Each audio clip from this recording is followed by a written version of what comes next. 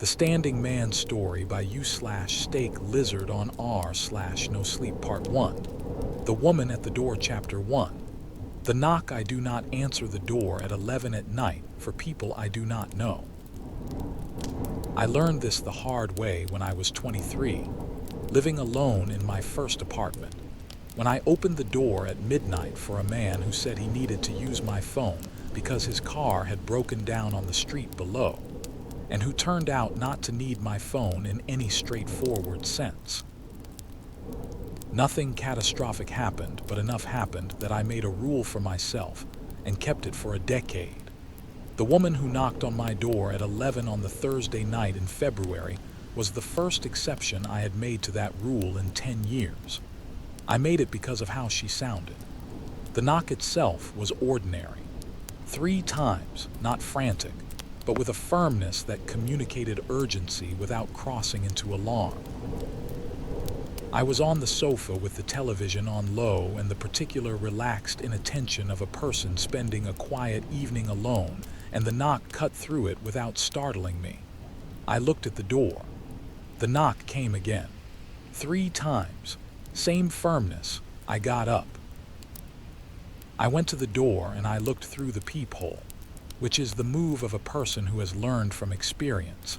And what I saw in the fish eye circle of the peephole was a woman I did not recognize standing close enough to the door that I could see her face clearly. She was in her mid-40s, dark hair pulled back, wearing a coat that was not sufficient for the February temperature outside. She was not looking at the peephole.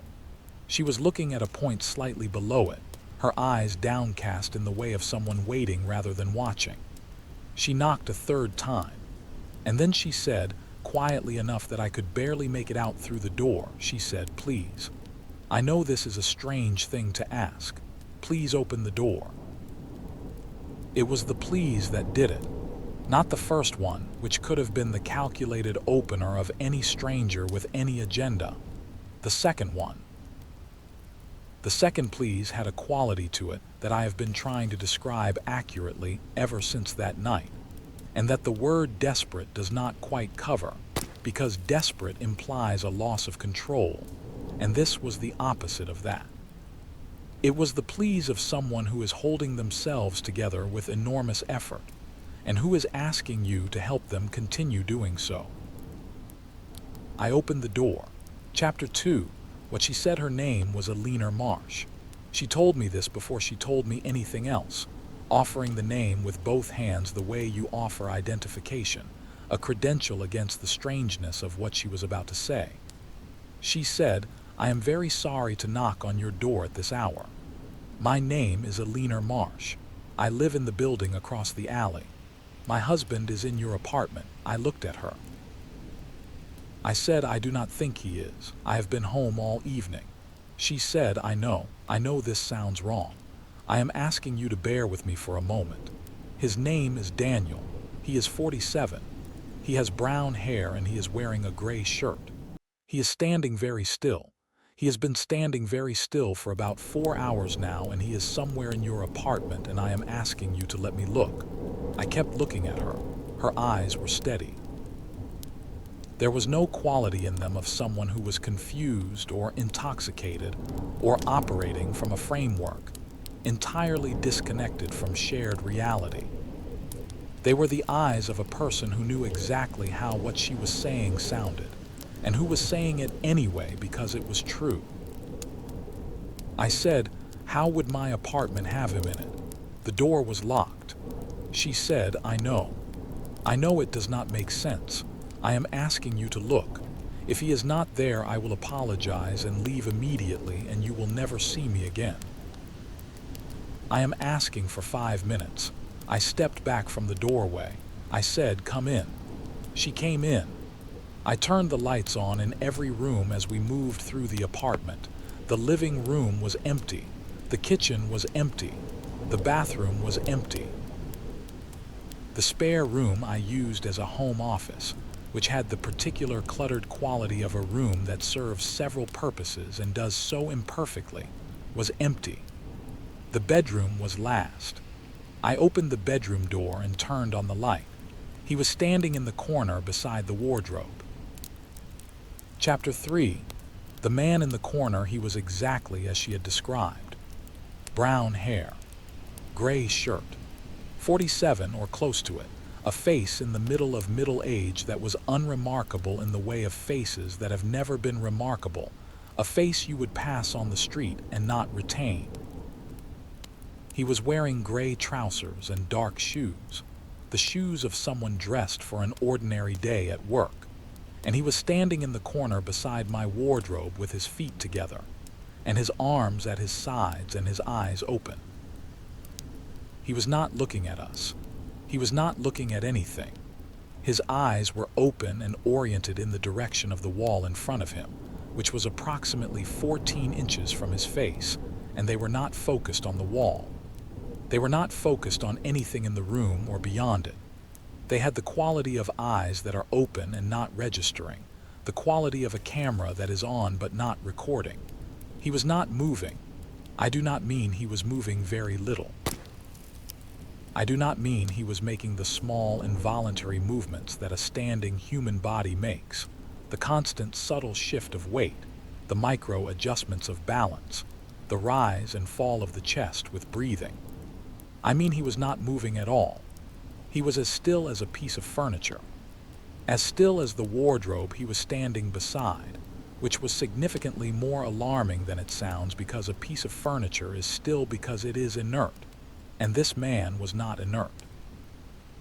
He was warm. I could feel the heat of him from 3 feet away. He was alive and he was not moving. Alina went to him. She put her hand on his arm. She said his name. He did not respond. She said his name again, more firmly, and put both hands on his arm and turned him slightly toward her. His body moved when she moved it. It was not rigid. It was not the stiffness of unconsciousness or of the neurological events I had some passing familiarity with from a first aid course I had taken years ago. His body moved where it was moved and stopped where it was stopped, like a standing doll, like a figure in a museum that was positioned and remained positioned. His face, when she turned him enough to see it, was the face of someone asleep, not the face of someone in distress, not the face of someone experiencing a medical emergency, which was the category of face I had been expecting and which would have had me reaching for my phone immediately. It was slack and undisturbed, the face of someone very far away from wherever their body was standing. I said, "How long has he been like this?" She said, 4 hours. It started at 7. He was watching television with me and then he stood up and I thought he was going to the bathroom and I did not think anything of it for a while, and then I realized he had not come back and I went to find him and he was standing in the middle of the kitchen. Just standing. I tried to reach him. I tried for a long time. I said, "Have you called anyone?" She said, "I called his doctor. The doctor said to bring him in if he lost consciousness, but that if he was standing and breathing and his color was good, then monitor him and bring him in the morning. I called my sister. I called a friend. Nobody answered." She paused. She said, "And then he moved. He started walking, not normally, the way he stands. Very slowly, very straight. He went to our front door and I could not stop him. He walked down the stairs and across the alley and I followed him. I could not stop him. He walked to your building and into it and up to this floor. I said, "My building's main door has a code." She said, "I know." I said, "How did he get in?" She looked at me. She said he walked up to the keypad and stood in front of it for approximately 30 seconds and then the door opened. I looked at Daniel Marsh standing motionless in the corner of my bedroom, 3 feet from my wardrobe, his face slack and his eyes open and empty, his body warm and absolutely still. I said, "I am calling an ambulance." She said, "Yes, please." Part 2, the standing chapter 4. The hospital, the paramedics arrived in 9 minutes. They were brisk and professional in the way of people who have been called to many situations and who assess rapidly and adapt accordingly. The assessment of Daniel Marsh was brief and produced expressions on both their faces that I noted without being able to classify precisely. His vital signs were normal. His blood pressure was normal. His heart rate was normal, regular and unhurried. His temperature was normal. He was breathing 12 times per minute, which was on the low end of normal but within range. His pupils were equal and reactive when they checked, which was the thing they checked most carefully, and which produced the most significant of the unclassifiable expressions. The one that made the older paramedic press her lips together briefly before she said, "Pupils responsive. No immediate sign of stroke or seizure event." They moved him the way Alina had moved him, and he moved the way he had moved for her, compliant and undirected, going where his limbs were put. They got him onto the stretcher without difficulty.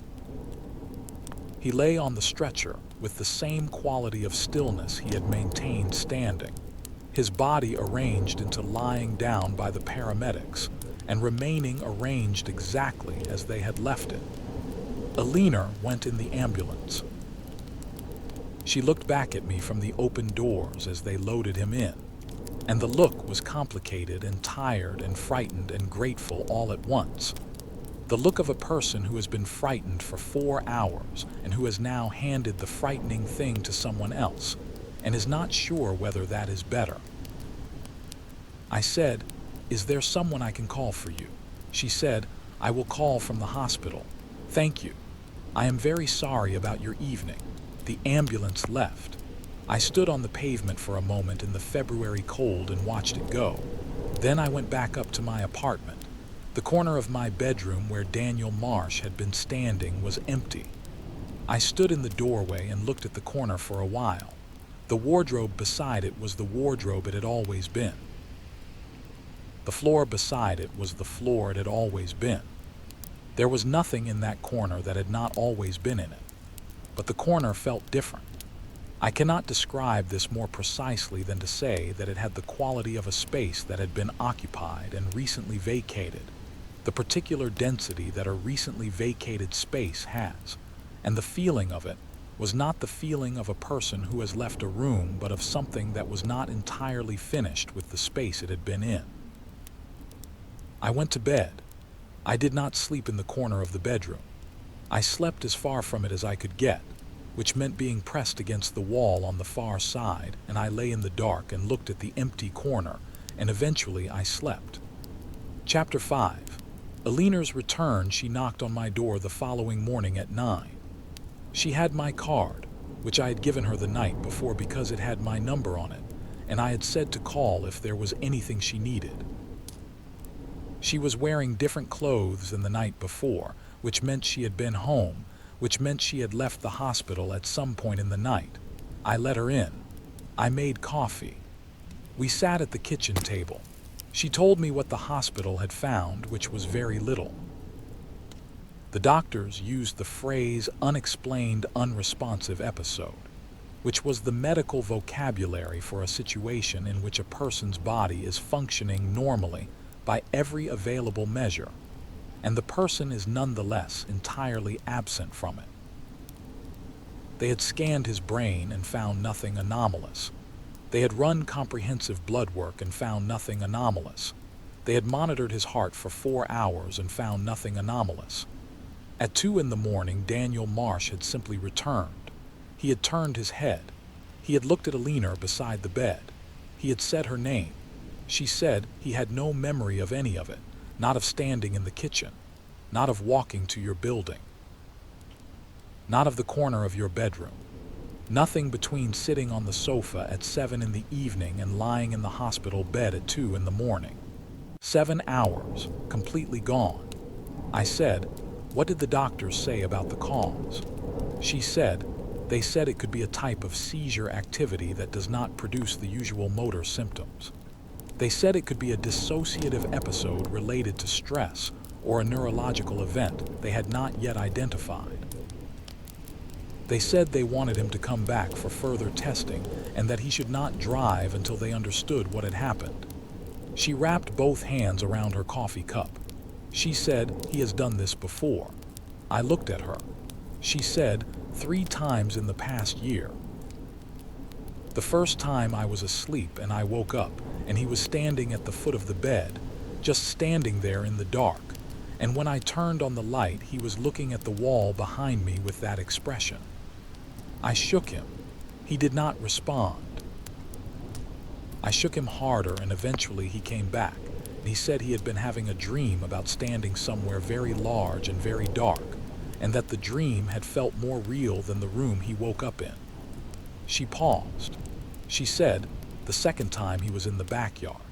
I found him at midnight standing in the middle of the grass looking at the fence. He came back on his own after about 20 minutes.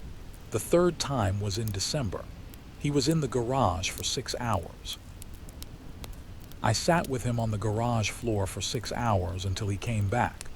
I said, 'You did not tell the doctors about the previous episodes.' She looked at me.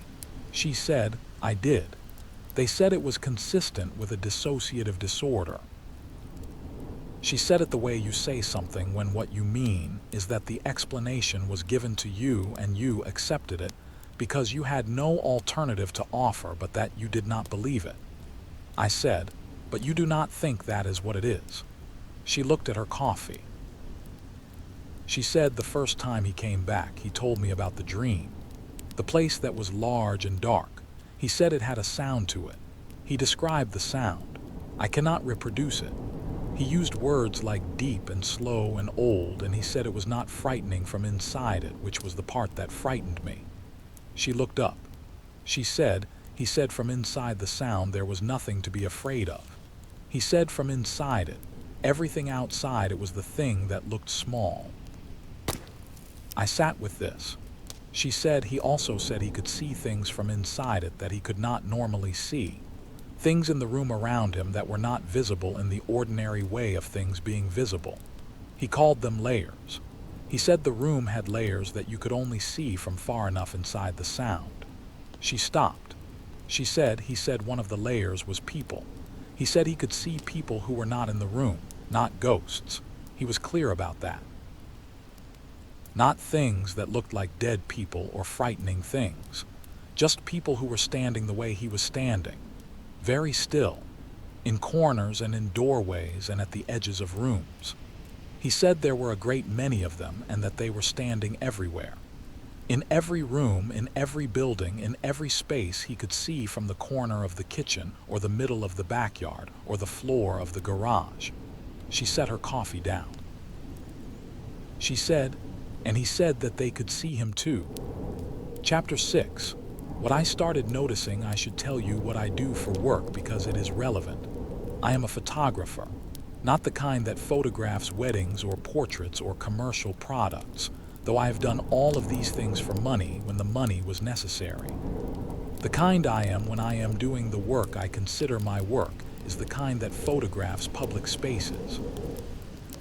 Streets, lobbies, transit stations, parks. The kind of photography that documents the way people inhabit shared space and what that habitation reveals about who people are when they are in motion. I say this because after Alina left that morning, I could not stop thinking about what Daniel had described. The layers. The people standing very still in the edges of rooms and the corners of spaces, visible only from inside the particular altered perception that the sound produced. And I went to work, not because of what Alina had told me. I went because it was a Friday, and Friday mornings were one of my regular shooting times in the city center. I took my camera and I went out and I did what I always did, which was to walk and look at spaces and the people in them, and to photograph what I found interesting. I had been shooting for approximately 2 hours when I saw the first one. She was in the corner of a large indoor market, one of the Victorian-era covered markets with the iron girders and the high glass ceiling, and the particular quality of light that comes through old glass and lands on people and produced stalls in a way that made it one of my regular shooting locations. The market was busy for a Friday morning, the particular mid-morning crowd of people who have flexible working arrangements and older people who prefer the mid-morning for shopping before the lunch rush. She was in the corner beside a pillar at the far end of the market. She was standing completely still, feet together, arms at her sides, eyes open, not looking at anything in the market. The people around her were not noticing her. They were moving through the market in the way that people move through busy public spaces, with their attention on their own trajectories and the things that intersected with those trajectories. And a woman standing still in a corner was not intersecting with any of those trajectories. And so she was invisible to them in the way that stationary things are invisible when you are in motion. I stood and looked at her from 30 feet away. She was in her 60s, gray-haired, wearing a coat and scarf as though she had come into the market from outside and had stopped in this corner for a reason she no longer had access to. She was not distressed. Her face had the quality I had seen on Daniel Marsh's face, the far-away, slack quality of someone very far removed from the body they were in. I raised my camera. I photographed her.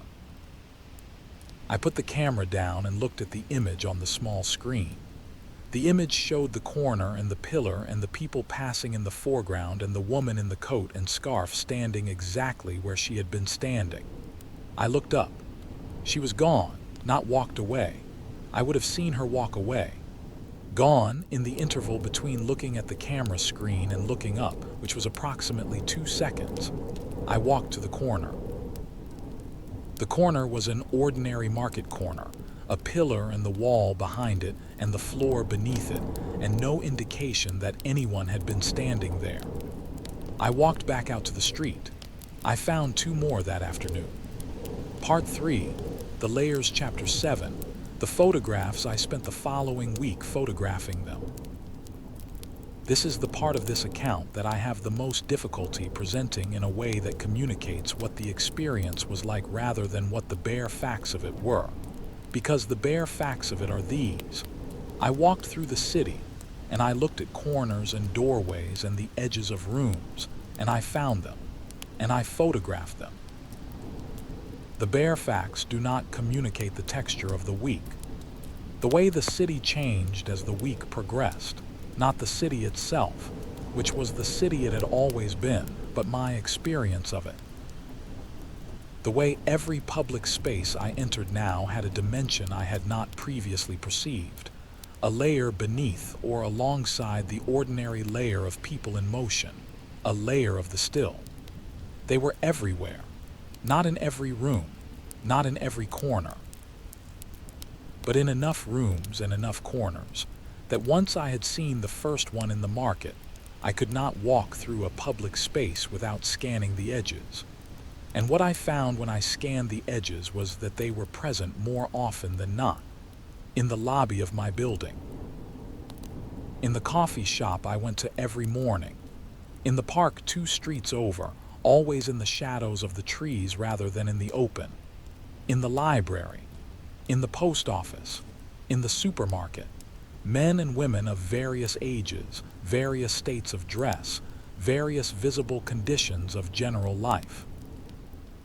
They had in common only the stillness and the expression and the particular orientation of the eyes, which were never focused on anything in the room, and the fact that no one else seemed to see them. I tested this carefully. I pointed one out to a friend I had coffee with on Wednesday, a woman named Petra who was sharp and observant in the professional way of a journalist, and who noticed things in environments that most people did not.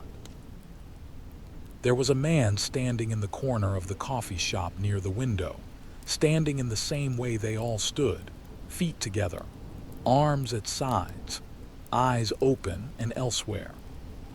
I directed Petra's attention to the corner by describing what I wanted to show her and asking if she could see what I was pointing at. She looked at the corner. She looked at it for a long time. She said the coat stand, the one with the nobody's coat on it. The corner had no coat stand. I had been in this coffee shop enough times to know its furniture precisely. I said there is a man standing there in the corner to the left of the window. She looked again. She said, "Are you sure he is there?" I said, "Yes." She said, "I can see the corner. I cannot see anyone in it." I looked at the man in the corner. He was standing in the same way he had been standing. He was not looking at us. He was not looking at anything in the room. I raised my camera and I photographed him. I showed Petra the image. She looked at the image for a long time. Then she looked at me. She said, "What am I looking at?" In the image, the corner was clearly visible. The man was clearly visible, the coat and the posture and the face with its absent eyes. He was as clearly present in the image as the coffee shop furniture around him. I said, "That is what is in the corner." She said, "I can see it in the image. I cannot see it in the room." She looked at the corner and then at the image and then at me. She said, "What is happening?" I said, "I do not know yet." Chapter 8. Alina again. I called Alina on Thursday.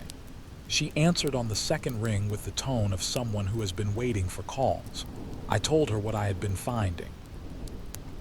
I told her carefully and completely, with the dates and the locations and the numbers, which by Thursday were significant enough to be alarming on their face without any additional context. I had found and photographed 31 of them in 7 days in a mid-sized city. That was not, by any reasonable expectation, the kind of place where 31 people should be standing motionless in public spaces, in corners and doorways, without anyone noticing them. She listened to all of it without interrupting. When I finished, she said, "How are you seeing them?" I said, "I do not know. I have been thinking about this. I think whatever proximity to Daniel when he was in that state did something to how I see. I think it gave me some part of whatever he has when he is inside the sound." She said, "The layers." I said, "Yes." She was quiet for a moment. She said, "Daniel has been having episodes every night since the hospital. Short ones. He stands for an hour or two and then comes back. The doctors have changed his medication. He is scheduled for another round of testing next week." I said, "Is he aware that it is happening more frequently?" She said, "He is aware. He is frightened, I think, although he does not say so. He says it differently from being frightened. He says it feels like being pulled, like standing at the edge of something very large and the large thing having a current in it and the current wanting you to go further in." I thought about the photograph of the man in the coffee shop corner, the expression on his face, which was not the expression of someone being pulled somewhere they did not want to go, the expression of someone who had already gone. I said, "Alina, the people I am seeing, the ones standing still, I do not think they are all having episodes like Daniel's. I think some of them have gone all the way." She said, "What do you mean?" I said, "I mean I think some of them are not coming back. I think the standing is not always the in-between state. I think sometimes the standing is the end state. I think some of these people have been standing in these corners for a very long time, and whatever should be happening is not happening because they are not coming back from it." She was silent for a long time. She said, "How do you know?" I said, "I went to the market on Saturday, the same corner where I photographed the woman the previous Friday. She was there again, same corner, same position, same expression. I went back Monday and Tuesday and Wednesday, same corner, same position, same expression. She has been in that corner for at minimum a week and nothing has changed." Alina was silent. I said, "I think she is not going anywhere. I think she is there permanently." Chapter 9. The third night. The entity that came to my apartment on the third night was not Daniel Marsh. I need to be precise about this. Daniel Marsh was in a hospital bed at the time, because Alina had brought him back after his Thursday evening episode had lasted 4 hours and had not resolved, and she had called the ambulance and the paramedics had taken him in. I know this because she texted me at midnight to say he was stable and resting, and that the doctors were talking about an overnight observation. So when I woke at 3 in the morning to the particular quality of awareness that is the body's alert system registering that the room has changed, that something is in the room that was not in the room when you fell asleep. And when I turned on the bedside lamp and looked at the corner beside the wardrobe, the figure standing in it was not Daniel Marsh. It was a man I had never seen before. Young, mid-20s, wearing a blue shirt and dark jeans. His feet were together. His arms were at his sides. His eyes were open and oriented at nothing. I lay in my bed and looked at him for a long time. Then I said, "Who are you?" The figure did not respond. I said, "Why are you here?" No response. I got out of bed. I walked to the corner. I stood 3 feet from the figure and I looked at his face, and his face had the quality they all had, the absence of the person who was supposed to be in it. But there was something else in his face that I had not seen on Daniel's face or the woman in the market or any of the 31 I had photographed in the past week. There was something looking back, not from him, not from the face or the eyes, which remained as absent as the others, from behind him, from the corner, something in the corner behind and around and through the figure standing in it, something that occupied the same space the figure occupied, and that was also in the space behind the figure, and that was using the figure the way you use a window, as a frame through which one thing can look at another. It was looking at me. I do not have a description for what was looking. I have tried to construct one since that night, and I cannot. I can tell you it was large, not in the way of physical things that have size, but in the way of things that have scope. The kind of large that is about how much of the world something occupies rather than how much space it takes up in a room. I can tell you it was old in the same way. Old in the sense of having been present for a duration that made my own existence, and the existence of everyone I had ever known, and the existence of the building I was standing in, seem like a very recent and temporary arrangement. I can tell you that it was not hostile. I want to be very precise about this because the impulse when describing something like this is to make it straightforwardly frightening, to put it in the category of things that want to harm you, because that category has a response protocol. You run, you fight, you call for help. The thing in the corner of my bedroom at 3 in the morning did not fit that category. It was not hostile. It was not benevolent either. It was simply looking, the way something looks when it has become aware of something that it had not previously been aware of, with the full and undiminished attention of something that has had its attention captured for the first time in a very long time. We looked at each other. Then the young man in the blue shirt blinked. Slowly, the single slow blink of someone surfacing, and his eyes found mine, and the quality of them changed from empty to present. The particular quality of someone landing back in their own body after a long absence. He said, "Where am I?" I said, "You are in my bedroom. My name is Owen. Are you all right?"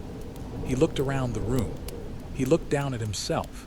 He looked at the corner behind him. He said, "I was somewhere else." I said, "I know." He said, "There was a sound." I said, "Yes." He said, "There were others. I could see them. They were standing the way I was standing." I said, "Yes." He said, "And there was something else." He looked at me.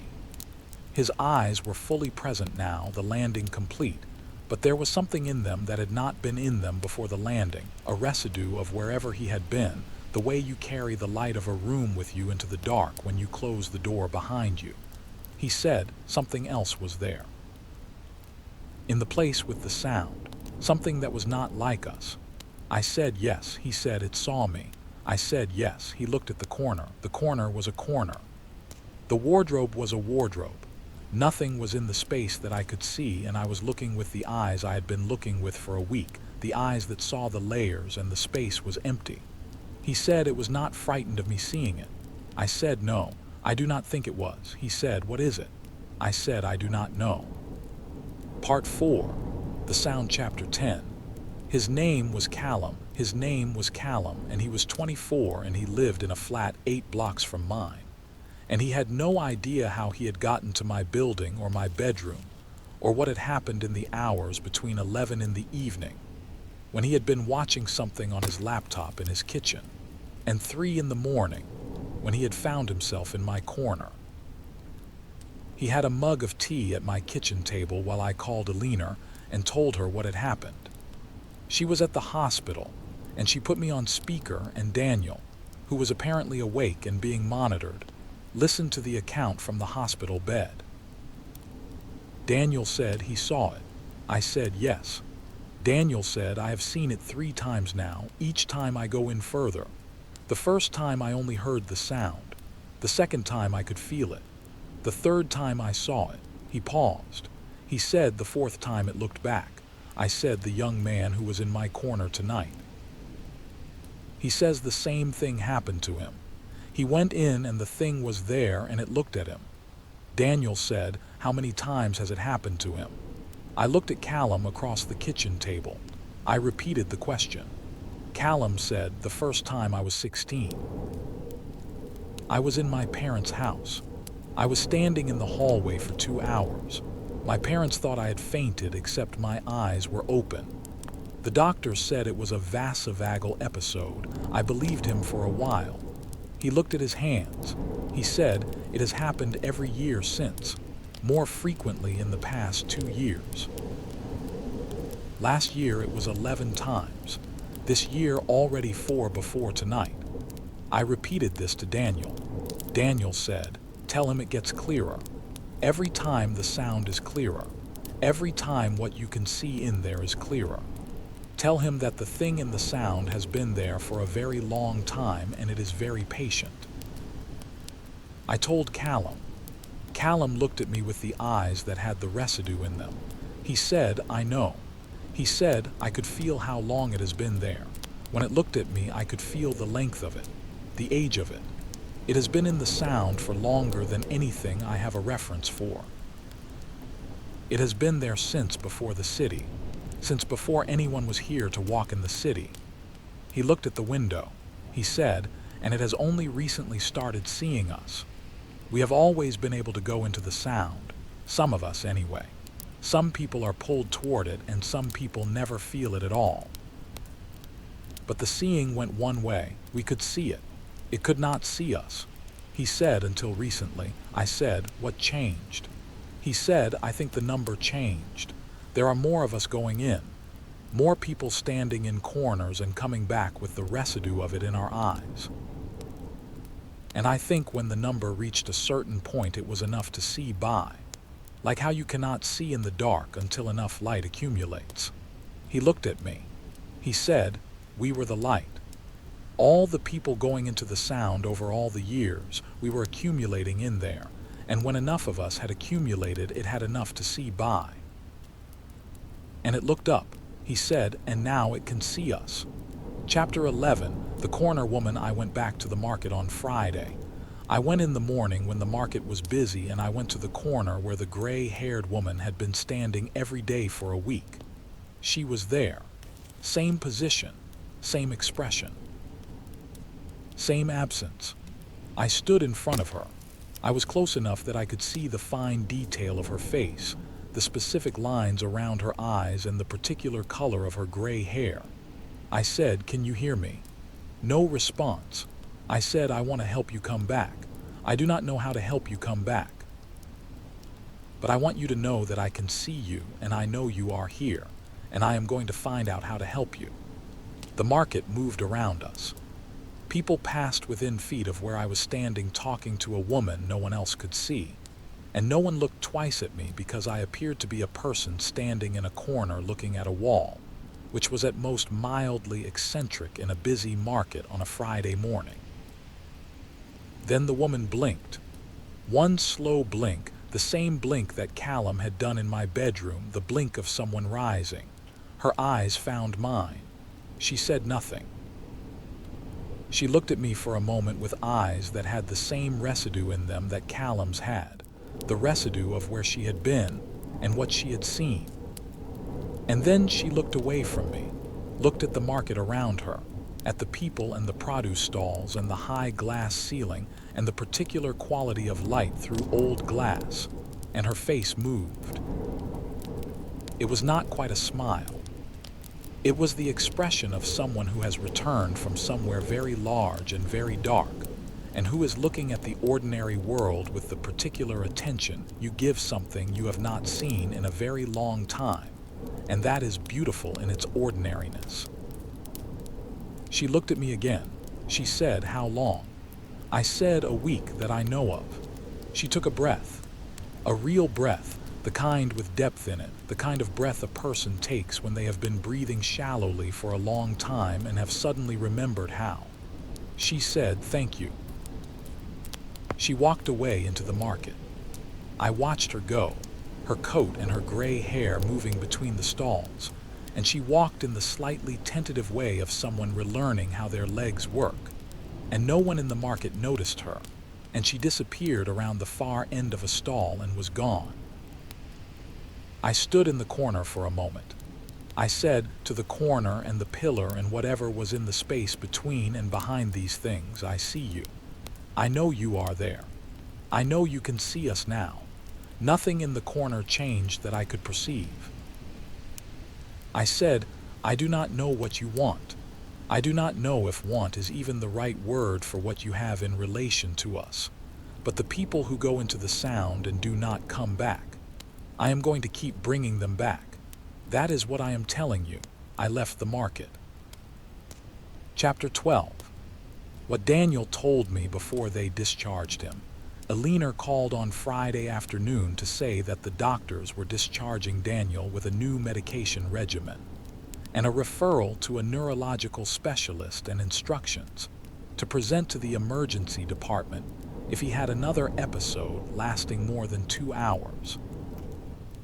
She asked if I would come to see him before they left. I went to the hospital. Daniel was sitting up in the bed in the particular posture of someone who has been in a hospital bed for too long and is managing the impatience of it. He was thinner than I had expected from what I had seen in my bedroom, or the episode had taken something from him that was visible in his face. He looked at me when I came in with the eyes that had the residue as Callum and the woman in the market, the layered quality of someone who has seen from the inside. He said, "Sit down. I want to tell you something before a leaner comes back." I sat. He said, "The last time I was in the sound, the 4th time when it looked at me, I was in there long enough to understand something I had not understood in the previous 3 times. He paused. He said, "It is not one thing. What is in the sound? I called it a thing, but it is not one thing. It is more like a community. A collection. It has been accumulating in the sound the same way we have, except from the other direction. We go in and sometimes we do not come back. And from the other side, from deep inside the sound, things come to the boundary and sometimes they do not go back." I said, "Things from the other side." He said, "Whatever is on the other side of the sound. I do not know what is there. I know it has its own boundary crossers, things that are pulled toward the edge the way some of us are pulled toward it from this side. And they accumulate at the edge in the sound the way we accumulate. And now there are enough of them that they can see us, and there are enough of us that they can see us, and we are on the same edge from different sides, and neither of us has a name for what we are looking at." I sat with this for a moment. I said, "What do they want?" He said, "The same question from their side, I think. I think they are standing on their edge in their corner of their sound looking at something they have never seen before, and they do not have a name for it either. I think we are to them what they are to us." He looked at his hands. He said, "Something strange and old and patient. Something standing very still in the corner of a room they do not have a map for. Something they cannot quite see." He looked at me. He said, "Until they got enough light." I said, "And now?" He said, "Now both sides can see, and neither side knows what to do with what it sees." He leaned back against the pillow. He said, "But I think the question of what to do with what we see is one that our side needs to answer first, because the other side has been patient for a very long time, and patience on that scale suggests they can wait." He said, "We cannot wait indefinitely. The people in the corners." I cannot wait. Every time I go in, it takes longer to come back. That is what they have not told me, but that I know. I said, then we find the others. The ones like you and Callum and the woman in the market. We find them and we understand what is happening and we find a way to come back. He said, the sound pulls. I said, I know. He said, every time it pulls harder. I said, I know that too. He said, do you hear it? I thought about the corner of my bedroom. The corner that had had something in it beyond the man in the blue shirt. Something using the man in the blue shirt as a window. I thought about the way that something had looked at me, the full and old and patient attention of it. I said, not yet. He said, when you start hearing it, tell someone immediately. Tell Alina. Tell Callum. Tell me if I am still able to be told things, and do not go toward it alone. I said, all right. He said, I mean this seriously. I said, I know you do, he said, because the sound is very beautiful from inside it. That is what no one tells you. That is what makes it hard to come back. Not the darkness or the age or the size of it, the beauty of it. The sound itself is extraordinary. It is the most extraordinary thing I have ever heard, and every time I come back, I carry the absence of it like the absence of something I did not know I needed until I heard it. He said, that is the danger, not the thing looking back, the sound. He looked at the window and the ordinary afternoon beyond it. He said, coming back is choosing the ordinary world over the most extraordinary sound you have ever heard, and it gets harder every time. Part 5, the work chapter 13, what I have been doing since I am writing this 3 months after Alina knocked on my door. I am writing it because Daniel asked me to write it, because he said that the account needed to exist outside my own memory, and outside his own memory, because both of those memories were fallible in the specific way of memories that have been near the sound, which tends to obscure the edges of things and leave the center very clear and bright. 3 months. This is what has happened in 3 months. Callum is still here.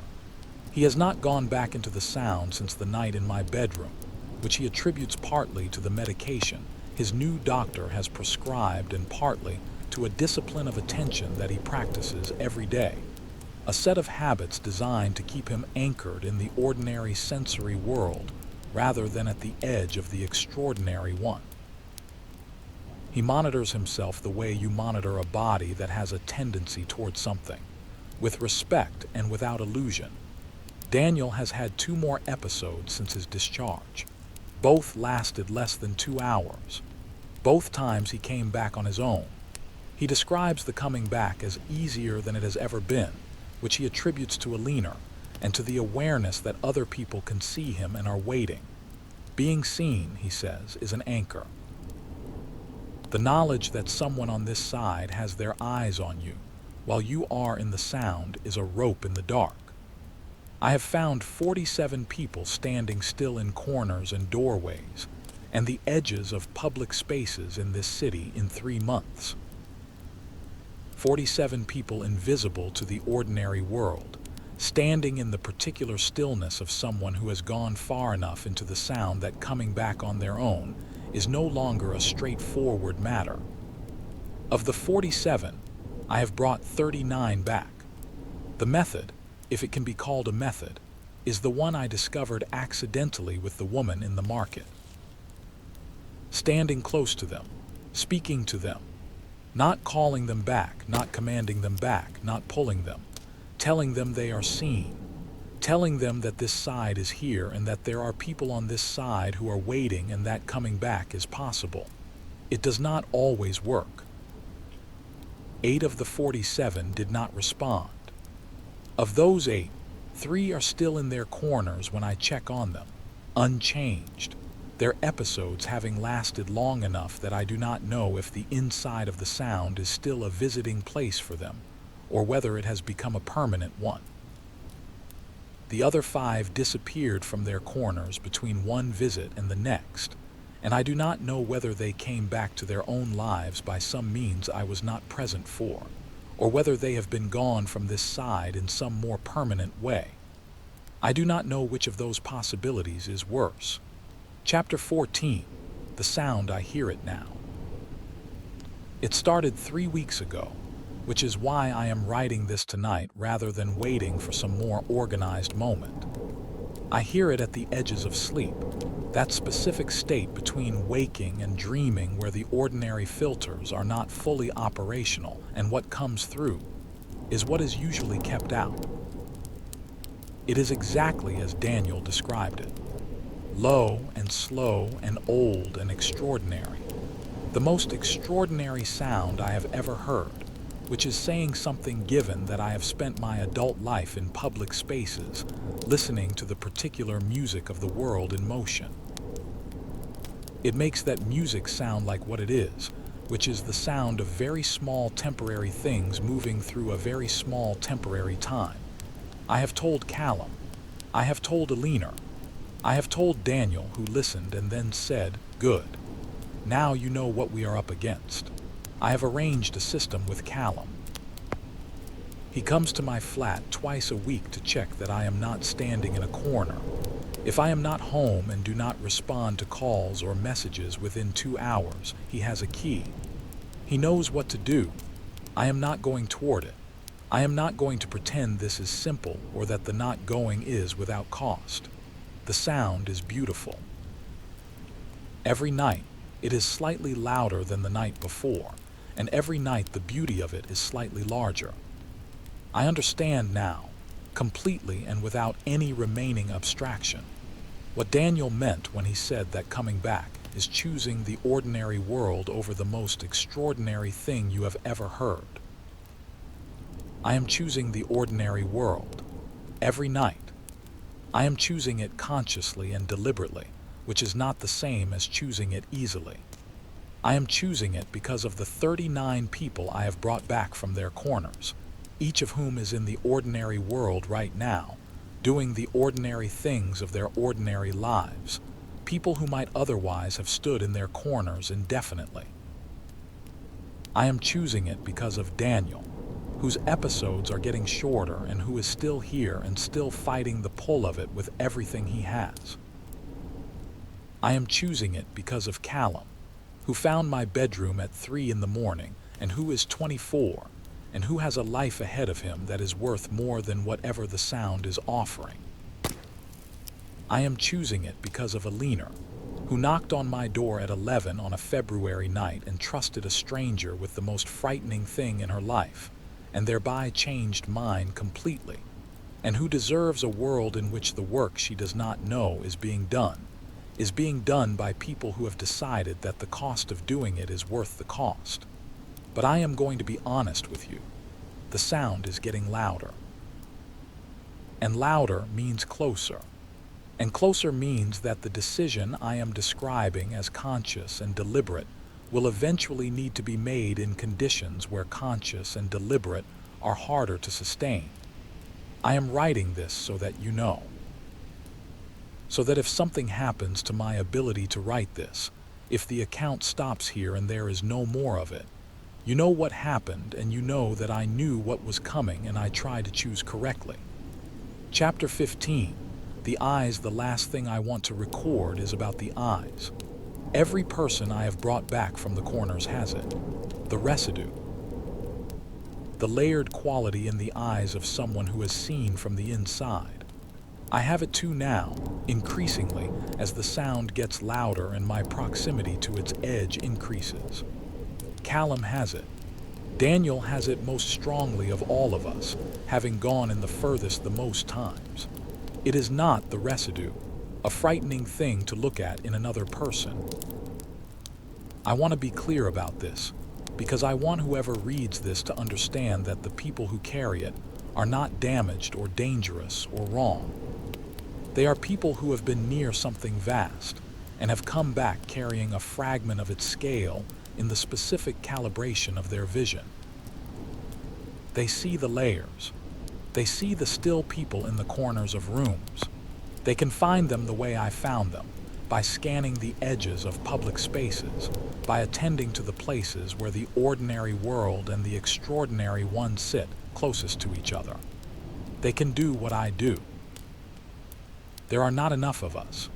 That is the specific and practical and terrifying fact that I am ending this account with.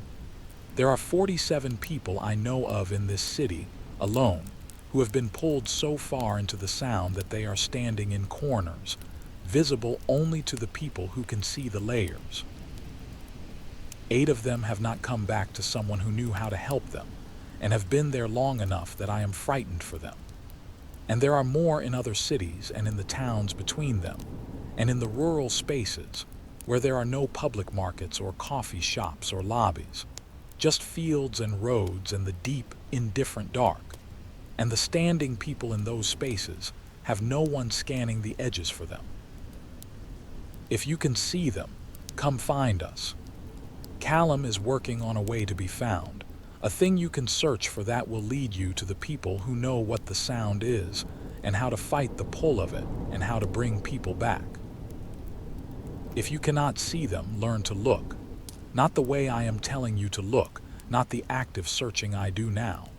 Just the small and everyday habit of noticing the edges of rooms, the corners, the doorways, the spaces that are between things rather than the things themselves. They are there. They have been there probably for a very long time.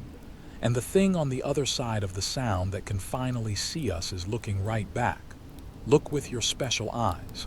Look for the people standing still. They need you to see them.